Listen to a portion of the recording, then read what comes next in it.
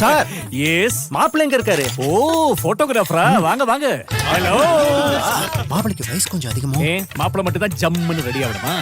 பட்டு வேட்டி சட்டையில நாங்களும் மாப்பிள்ளை மாதிரி ரெடி ஆகுறோம். Super sir. சரி சரி, மாப்பிள்ளைய பார்க்கலாம் வாங்க.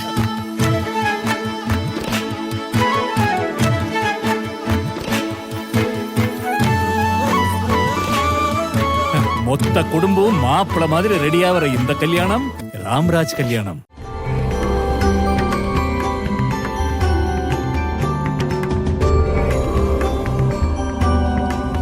மாதந்தோறும் நடைபெறுகின்ற இந்த ஆயுள வழிபாட்டு நிகழ்ச்சிக்கு வருகைக்கு சிறப்பித்திருக்கின்ற உங்கள் அனைவரையும் மனப்பூர்வமாக வருக வருக என வரவேற்கின்றேன்.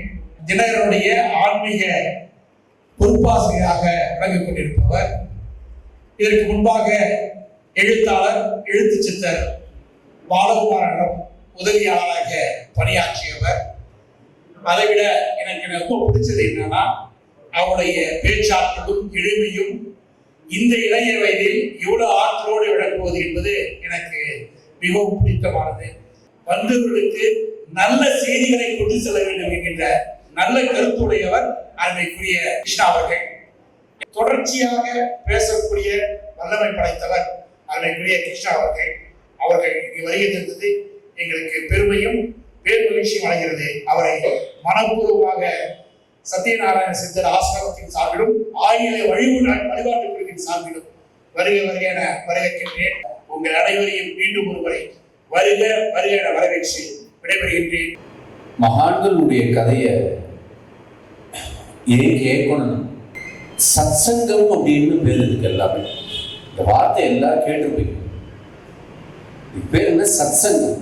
சத் அப்படின்னு சத்தியம். இந்த சத்தியத்தை யார் தெரிஞ்சுட்டு இருக்காங்களோ அவங்க கூட நாம போய் சங்கமாகும்.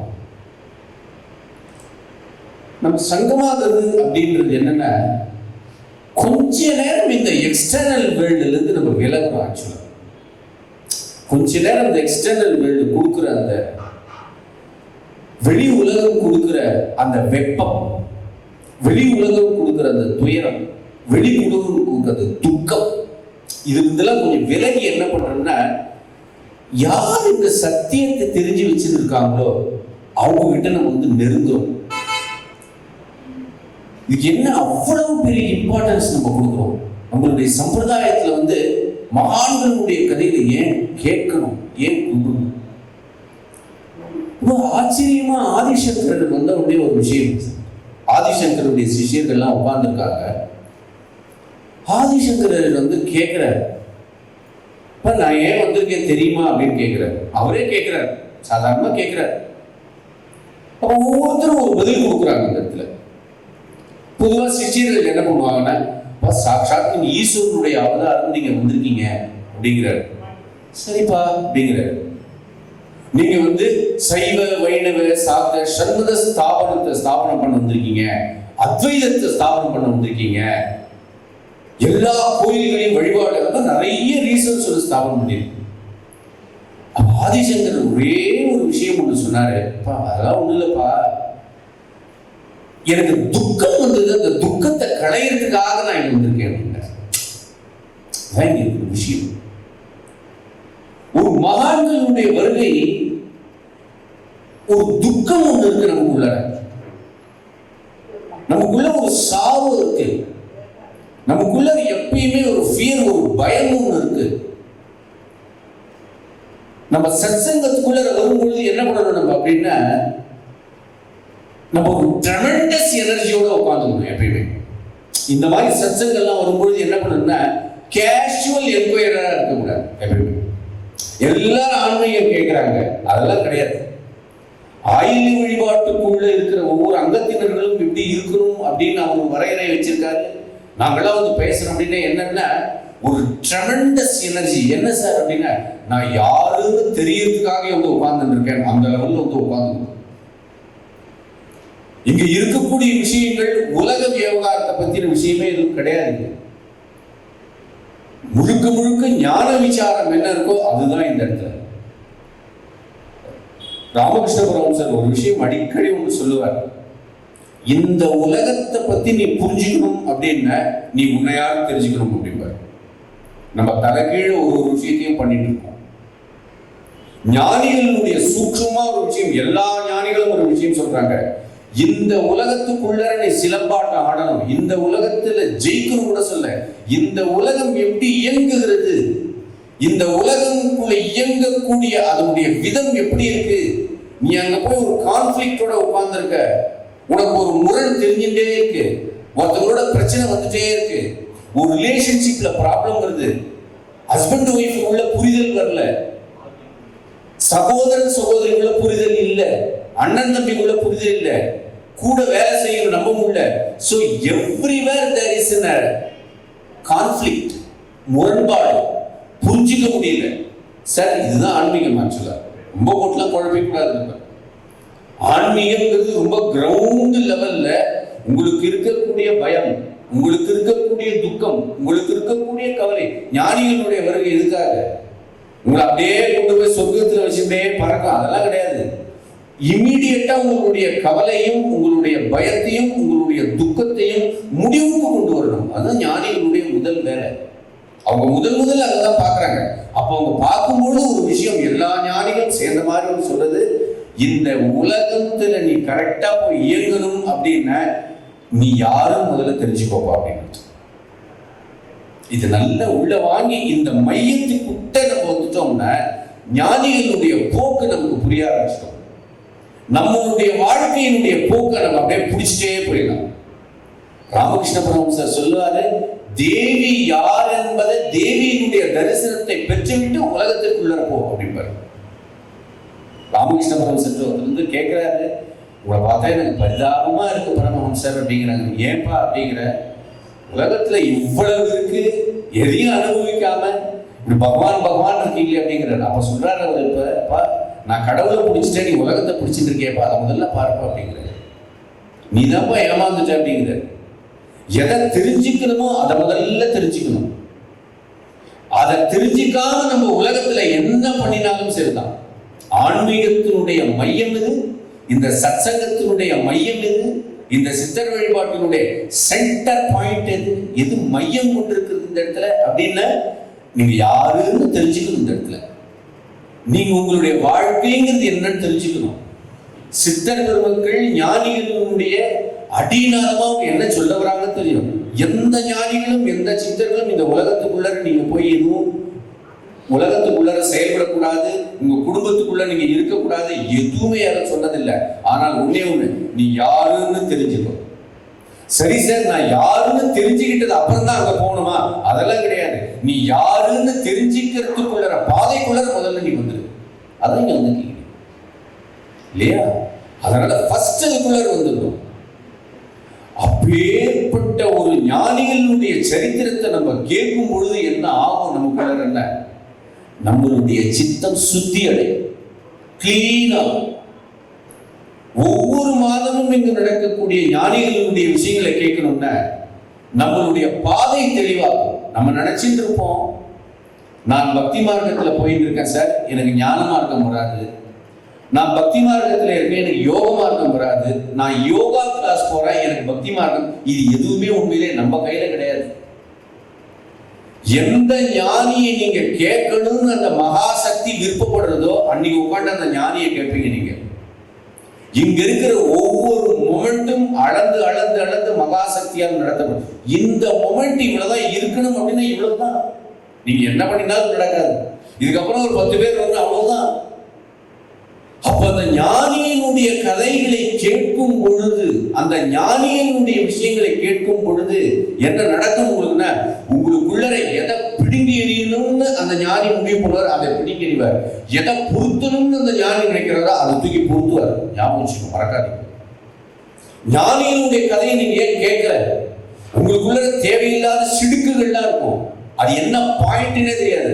சுஜாதா சொல்லுவாரு, பல நியூரான்கள் உங்க மூளையில தேவையே இல்லை, டெட் செல்ஸ் அப்படிம்பாரு. அதெல்லாம் பிடுங்கி எறியணும். ஜென்ம ஜென்மமாக வந்து இருக்கக்கூடிய கர்ம வாசனைகளால் உங்க மனசு மண்டி இருக்கும். இது யார் சார் சரி பண்ண முடியும்? அப்பா சரி பண்ண முடியுமா? அம்மா சரி பண்ண முடியுமா? யார் சரி பண்ணணும்? குருநாதருடைய சரித்திரமும் குருநாதனுடைய வாக்கும் குருவை பற்றிய புனித மொழிகளும் மட்டுமே அங்க சரி பண்ண முடியும். அதனால்தான் ஆதியிலிருந்து சத்சங்கம் கதையை கேளுங்க கதையை கேளுங்க கதையை கேளுங்க அப்படிங்கிறாங்க. பாகவதம் கேட்கணும், பாகவதம் கேட்கணும்.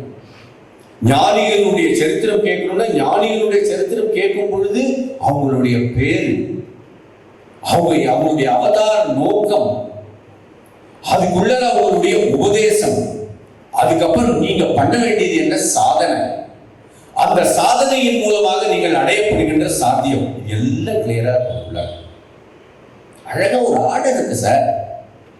அப்ப என்ன பண்ணுன, இந்த மனசுக்குள்ள இதுக்கு பேரு சிதாகாசம்னு பேரு. இந்த மனசு இதுக்குள்ள நம்ம இப்ப பேசக்கூடிய ஒரு ஞானி இப்போ உட்காரப்படுறாரு நமக்குள்ளார. இந்த ஞானி கபீர்தாசன் அப்படின்னு பேர் இருக்கிறது. நம்ம பாரத தேசத்தினுடைய எண்ணற்ற ஆயிரக்கணக்கான ஞானிகள்ல மிக முக்கியத்துவம் வாய்ந்த ஒரு ஞானி இவர் கபீர்தாசன். இவருடைய சரித்திரம் நமக்கு என்ன கொடுக்க போகுது அப்படின்னா, பக்தி, உருக்கமான பக்தி. எத்தனை விஷயமான சடங்குகள் உண்டப்பா, எதையும் நீ பண்ண வேண்டாம்ப்பா, எதையும் நீங்க பண்ண வேண்டாம் அப்படிங்கும் பொழுது உங்களை தூக்கி எரியன்னு சொல்லல. நான் கஷ்டப்பட்டு தியானம் பண்றேன் அப்பா, உன்னால கஷ்டப்பட்டு தியானம் பண்ண முடியலன்னு நான் ஒரு வழி உனக்கு சொல்லித் தரேன்ப்பா அப்படின்னு சொல்றதுக்காக வந்தவர். ஆனா உங்களுக்கு ரொம்ப எளிமையா கிடைச்சிடும் அப்படின்னு நான் நினைக்கிறேன். நம்ம கிட்ட எது ஒண்ணு எளிமையா கிடைக்கிறதோ அப்படி தவற விட்டுடுவேன்னு எனக்கு ஒரு பயம் இருக்கு. அப்படி தவற விடக்கூடாதுன்றதுக்காகவே நான் அவதாரம் பண்ணிடுவேன் அப்படின்னு கபீர்தாசன். ரொம்ப முக்கியமான விஷயம். அப்போ அவர் என்ன அவதாரம் பண்றாரு அப்படின்னா, இந்த உலகத்தில் முதல்லயே சொல்ற, இந்த உலகத்துல ராம நாமம் அப்படிங்கிற மிகப்பெரிய ஒரு தாரக மந்திரத்தை எல்லாருடைய ஹிருதயத்திலும் பதிக்க வந்தவர் தான் கபீர்தாசன். நமக்கு தெரிஞ்சது ராம, இந்த ரெண்டே ராம, இந்த நாம தான் பார்க்கறதுக்கு சாதாரண சிம்பிளா இருக்கும். ஆனால் அந்த ராம நாமம் என்ன பண்ணும் அப்படிங்கிறது தான் கபீர்தாசனுடைய முழு சரித்திரமே. நமச்சிவாய்ங்கிற நாம நமக்கு தெரியும், நம்ம ரொம்ப சாதாரணமா நினைச்சிட்டு இருக்கோம். நமச்சிவாய, ராமநாமம், குருவினுடைய நாமம், இது எல்லாம் என்ன பண்ணுவோம் நம்ம, சரி அது பாட்டில் இருக்கு நானும் சொல்லிட்டு இருக்கேன், அதெல்லாம் கிடையாது. ஜென்ம ஜென்மமா எத்தனையோ ஆயிரக்கணக்கான ஜென்மம் எடுத்தது இந்த ராம நாமம் உள்ள பெனட்ரேட் பண்ணிட்டு போகும், உள்ள கொடைஞ்சிட்டு போய் அதை அழிச்சு உங்களை கொண்டு போய் அந்த ஸ்தானத்தில் கொண்டு போய் நிறுத்திடும். நமக்கு தெரியாது சார், குருக்கு தெரியும். அது எல்லாமே நமக்கு எதுவும் தெரியாதுங்கிறத ஒத்துக்கிறதுக்காக நம்ம குரு வருவார் அந்த இடத்துல. நம்ம மனசு சந்தேகப்பட்டுட்டே இருக்கும். என்ன சந்தேகப்படும்? ராம நாமமும் நமச்சிவாய நாமும் நம்ம கரையேற்றிடுமா அப்படின்னு சந்தேகப்பட்டுட்டே இருக்கும். ஒரு மூலையில ஒரு மனசு சொல்லிட்டே இருக்கும், நான் டெய்லி டெய்லி சொல்லிதான் சார் ஆகணும். என்ன, குருநாதனுடைய வாக்கு, அது மீறவே கூடாது. என் வாழ்க்கையில ப்ராப்ளம்லாம் சால்வ் பண்ணுமா? உங்க வாழ்க்கையில இருக்க அடிநாதமா இருக்கிற மொத்தமா ப்ராப்ளம் சால்வ் பண்ணும். அப்படிப்பட்ட ஒரு மகத்தான ராம நாமத்தை ஸ்தாபனம் பண்ணவர் வந்தவருடைய இந்த அவதாரத்துக்கு எல்லாம் பேர் என்ன அப்படின்னா நாமாவதாரம்னே பேர் நம்மளுடைய சம்பிரதாயத்தில். ஒவ்வொரு புத்தகங்களும் நம்மளுடைய சம்பிரதாயத்துல முக்கியமானது. திருமந்திரம் அப்படிங்கிறது தமிழ்ல எத்தனை முக்கியத்துவம் வாய்ந்தது. ஸ்ரீமத் பாகவதம் அப்படிங்கிறது வைஷ்ணவத்துல எத்தனை கிருஷ்ணனுடைய கதையை சொல்றது, எத்தனை முக்கியத்துவம் வாய்ந்தது. இன்னைக்கும் நம்ம என்ன பண்றோம், பெரிய புராணம்ங்கிற ஒரு புஸ்தகத்தை அப்படி வச்சிருக்கோம், பன்னிரு திருமுறைகள்னு வச்சிருக்கோம். வைஷ்ணவத்துல என்ன பண்றோம், பாசுரங்கள்னு வச்சிருக்கோம், 4000 திவ்ய பிரபந்தங்கள் வச்சிருக்கோம். நம்மளுடைய சம்பிரதாயத்துல மறக்காதீங்க, நம்மளுடைய சம்பிரதாயத்துல அதுக்கெல்லாம் பேர் என்ன வச்சிருக்காங்க தெரியுமா? சமஸ்கிருதத்துல கிரந்தாவதாரம்னு வச்சிருக்காங்க. அது ஒரு அவதாரம். 4000 திவ்ய பிரபந்தம் நம்மள மாதிரியே அவதாரம் பண்ணி சொற்கள் என்கிற சப்த பிரம்மமா, சொற்களே பிரம்மமாகி உள்ள உட்கார்ந்து இருக்கு. அதை நம்ம என்ன சொல்றாங்க ஞானிகள்னா, அதை விழுங்குவா அப்படிங்கிறாங்க.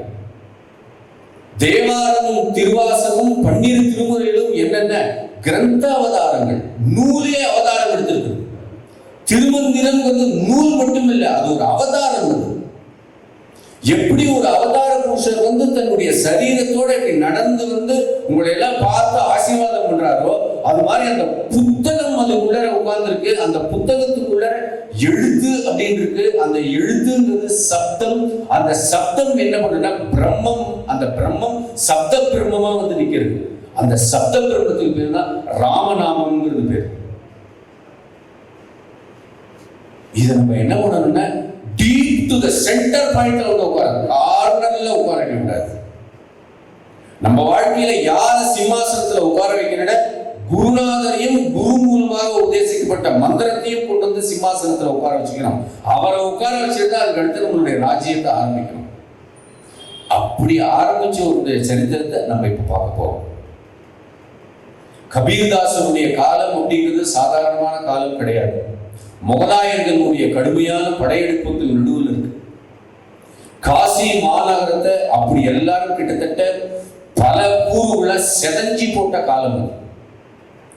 பாரத தேசத்திற்கு மிக மிக அச்சுறுத்தலாக இருந்தக்கூடிய ஒரு காலகட்டம். என்ன எல்லா சம்பிரதாயங்களும் பாரத தேசத்தினுடைய சம்பிரதாயத்தை இணைச்சி வைக்கும் பொழுது அந்நியர்களுடைய படையெடுப்பு வரும், நாசம் பண்ணிட்டு போயிடும். 1800களில் நடந்தது சார். 1800களில் மிகப்பெரிய பஞ்சம் வந்தது.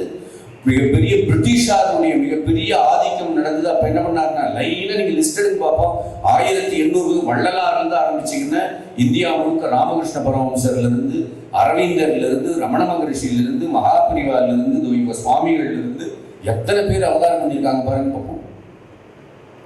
இவர்களுடைய அவதாரம் முழுக்க என்னன்னா பாரத தேசத்தில் இருக்கக்கூடிய அந்தந்த மார்க்கங்களை அழகா காப்பாற்றி வைக்கிறதுக்காக வந்துட்டே இருப்பாங்க. இவர் ஒரு மார்க்கத்துல இருந்திருப்பார், சித்தர் வழிபாடுங்கிற மார்க்கத்துல. உள்ள பார்த்த வள்ளலார் உள்ளர தீபம் எரியுது. அநேகமா அருட்பெரும் ஜோதி தனிப்பெரும் கருணை அந்த மார்க்கத்தை அனுசரிச்சு இவர் போயிருக்க கூடும். அந்த சம்பிரதாயத்துக்குள்ள இவர் வராங்க இல்லையா? எவ்வளவு பெரிய மார்க்கம்! வள்ளலாருடைய காலங்கிறது மிகப்பெரிய காலம்.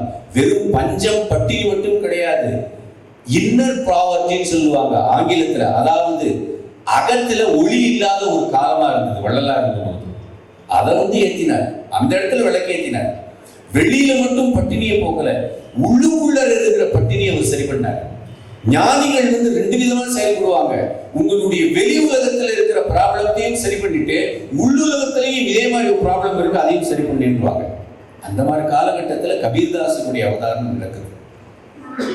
யார் மூலமா ராமநாமத்தை அவர் பரப்புறாருங்கிறது ரொம்ப முக்கியமான விஷயம். சுகபிரம்ம ரிஷின்னு ஸ்ரீமத் பாகவதம் அப்படிங்கிற மிகப்பெரிய நூலை அருளியவர், எல்லாருக்கும் தெரியும்னு நினைக்கிறேன். சுகபிரம்மம்னு பேரு, மகாஞானி. அவர் ஸ்ரீமத் பாகவதம் அப்படிங்கிற கிருஷ்ணாவதாரத்தை பூரணமா எழுதினவர். அவருக்குள்ள ஒரு ஏக்கம், ஐயோ நாம வந்து ராமனுடைய அவதாரத்தை சொல்லாம போயிட்டோமோ, ரொம்ப சின்னதா ராமனுடைய அவதாரத்தை சொல்லியிருக்கோமோ. ஏன்னா பாகவதத்துல ஒரு அத்தியாயத்துல தியாகராமன் அப்படின்னு ஒரு அத்தியாயத்துல மட்டும் வந்துடுது. சின்னதா அப்படி சொல்லிட்டு நடந்துட்டோமே அப்படிங்கிற ஒரு குறையை போக்குவதற்காக சரியான ஒரு சூழலை தேர்ந்தெடுத்து கொண்டு சாட்சாத் அந்த சுகபிரம்மம் வைகுண்டத்திலிருந்து இறங்கி கபீர்தாசர் அப்படிங்கிற மகானாக உருவெடுக்கிற கூடிய ஒரு காலகட்டம் அப்படி சேர்ந்து வருது. தமால் ஜீஜாபாய் அப்படிங்கிற ஒரு இஸ்லாமிய தம்பதியர்கள். இந்த கதையே வந்து ரொம்ப விசித்திரமா போகும் இவங்களுடைய கதையே. அந்த தமால் என்ன பண்றாருன்னா காசியில இருக்காரு. எப்பயுமே காசியில இருக்கக்கூடிய இஸ்லாமியர்களுக்கு மிகப்பெரிய பேதங்கள் இருக்காது. ஒரு பக்கம் விஸ்வநாதனுடைய கோவில் இருக்கும், ஒரு பக்கம் மசூதி இருக்கும், ஒரு பக்கம் பாங்கு ஓதி கொண்டிருப்பார்கள், இன்னொரு இடத்துல வந்து பிணம் இருந்து கொண்டு இருக்கும். விஸ்வநாதருக்கு அன்னைக்கு நைட்டே கொண்டு வந்து பிணத்தின் மீது இருக்க அந்த சாம்பரை எடுத்து அபிஷேகம் பண்ணுவாங்க. அதையும் இந்த முஸ்லிம்கள்லாம் பார்ப்பாங்க, அவங்க பக்கமா தான் போவாங்க. அதே கங்கையில தான் அவங்களும் குளிப்பாங்க. அந்த கங்கை நீரை புனித நீராக எடுத்துக்கொள்வார்கள். இப்படித்தான் காலாகாலம் இன்னைக்கு வரைக்கும் அப்படித்தான் இருக்கு. எல்லா மதத்தவர்களும் காசியை பொறுத்த மட்டிலும் எல்லா மதத்தவர்களுமே அந்த ஊரை அப்படியே மதிப்பாங்க. ஒரு பெரிய மிகப்பெரிய ஒரு எதிர்ப்பு நிலையை காட்ட மாட்டாங்க. அப்படி இருக்கும் பொழுது தமால் ஜீஜாபாய் அப்படிங்கிற தம்பதியர்களுக்கு வெகு நாட்கள குழந்தை இல்லை. ஆனால் அவர் தன்னளவில் வந்து ஒரு புனிதமான தன்னுடைய இஸ்லாமிய கொள்கை முறைப்படி தொழுகை நடத்துறது இதெல்லாம் இருந்துட்டு இருக்கார். குழந்தை இல்லைங்கிற ஏக்கத்துல அல்லாஹ் கிட்ட வேண்டாருப்பா, இது ஒரு குழந்தை இல்லை, குழந்தை பாக்கியம் இல்லை எங்களுக்கு. என்னுடைய மனைவி ஜீஜாபாய் ரொம்ப வருத்தப்படுறார். அப்படின்ட்டு. ரொம்ப ஆச்சரியமா காசி விஸ்வநாதனுடைய திருக்கண்கள் அவனுடைய மேல படுறது. ஜிஜாபாய் தன்னுடைய வீட்டில் உறங்கிக் கொண்டிருக்கும் பொழுது இந்த இடத்துல தமால் அப்படிங்கிற அந்த இஸ்லாமியர் என்ன பண்றாருன்னா கங்கை கரையில அப்படி ஓரமா படுத்துட்டு நைட்டு தூங்குறாரு. அந்த பௌர்ணமி நிலவு அந்த கங்கை கரையின் நீரில் பட்டு இவர் முகத்துல தெரிஞ்சுது. கொஞ்ச தூரத்துல அந்த விடியலுக்கான காலம் வரும்பொழுது மெலிசா கண் விழிச்சு பார்க்கிறார். கண் விழிச்சு பார்க்கும் பொழுது கொஞ்ச தூரத்துல ஒரு தாமரை பூத்து இருக்கு. அந்த தாமரை பூத்திற்கு மேல ஒரு பட்டு மாதிரி ஒரு சின்னதா ஒரு கூடை ஒண்ணு இருக்கு. அந்த பட்டு கூடை தாமரை என்ன இப்படி ஆச்சரியமா இருக்கு. பௌர்ணமியினுடைய நிலவு மிகச்சரியாக அந்த பட்டு தூய்மை படுறது. இவர் பார்வை எங்க போகுது, மெதுவா அது கிட்ட வருது. 1500 நடக்குது இந்த விஷயம். 1592 98 சரியாக வரையறுக்க முடியாதபடிக்கு அவருடைய பிறப்பு இருக்கு. இந்த தமால் என்ன பண்றாருன்னா ஏதோ மிகப்பெரிய கூடை தன்னை நோக்கி வருது, என்ன இருக்கக்கூடும் அப்படிங்கிறத விடியற் காலை வேளையில அப்படியே போய் அந்த கங்கை நதியில மெதுவா இந்த படித்துறை இறங்கி கிட்ட பார்க்கும் பொழுது உள்ள ஒரு அழகான ஒரு குழந்தை ஒண்ணு இருக்கு. குழந்தை இந்த வெள்ளத்துல அடிச்சு போயிடுமோ அப்படின்னு பயந்துட்டு அந்த கூடையை எடுத்து இப்படி வைக்கிறார். அந்த குழந்தை எப்படிமோ அந்த குழந்தை அவருடைய கைகளை இப்படி பிடிச்சிட்டாரு. அதுக்கப்புறம் அந்த குழந்தை எப்படி அவங்களால விட முடியும்? ஆஹா அல்லா அப்படின்னு இந்த இறைவனை நோக்கி அங்கேயே தொழுகை, கங்கை கரைவரும் அங்கேயே தொழுகை பண்றாரு. அந்த குழந்தையை அழிக்கிறாரு. ஜிஜாபாய் கிட்ட போறாங்க. ரொம்ப ஆச்சரியமா ஜிஜாபாய் கிட்ட சொல்றாரு, குழந்தை இல்லைன்னு சொல்லி இப்ப குழந்தைய கங்கை நமக்கு குழந்தைய கொடுத்துருக்குமா, நீ ஏன் கவலைப்படுற அப்படிங்கிற. இந்த காசியில இருக்கிற இந்த கங்கை நமக்கு குழந்தைய கொடுத்துருக்கு. ரொம்ப ஆச்சரியமா ஒரு விஷயம் நடந்தது.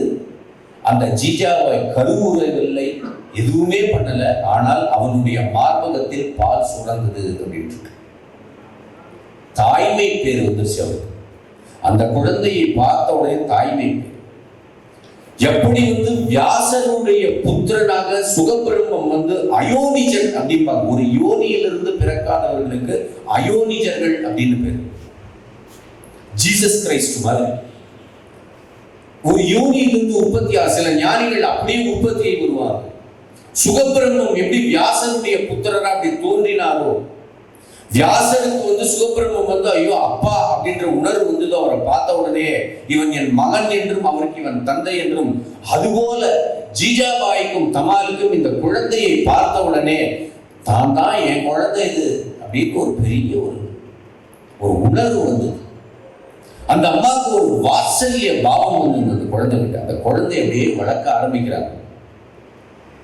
இது வந்த உடனே தெரிஞ்சு போச்சு, கங்கை கரையில இவ்வளவு ஸ்பெஷலா இந்த குழந்தை வந்திருக்கு. ரொம்ப ஆச்சரியமா அந்த அழகா வளர்க்குறாங்க. அந்த குழந்தை அப்படி வளர்ந்து வந்த உடனே தன்னுடைய மெதுவா தன்னுடைய அவதார ரகசியத்தை வெளியே காட்ட ஆரம்பிக்கிறது. இந்த வீடியோ உங்களுக்கு பிடிச்சிருந்தா லைக் பண்ணுங்க, கமெண்ட் பண்ணுங்க, ஷேர் பண்ணுங்க, சப்ஸ்கிரைப் பண்ணுங்க. அதோட மறக்காம பெல் ஐக்கனையும் கிளிக் பண்ணுங்க. சார் எஸ், மாப்பிள்ளை எங்க இருக்காரு? ஓ போட்டோகிராஃபரா, வாங்க வாங்க. ஹலோ. மாப்பிளைக்கு வயசு கொஞ்சம் அதிகமோ? மாப்பிள்ளை மட்டும் தான் ஜம்முன்னு ரெடி ஆகணுமா? பட்டு வேட்டி சட்டையில நாங்களும் மாப்பிள்ளை மாதிரி ரெடி ஆகுறோம். Super sir. சரி சரி, மாப்பிள்ளைய பார்க்கலாம் வாங்க.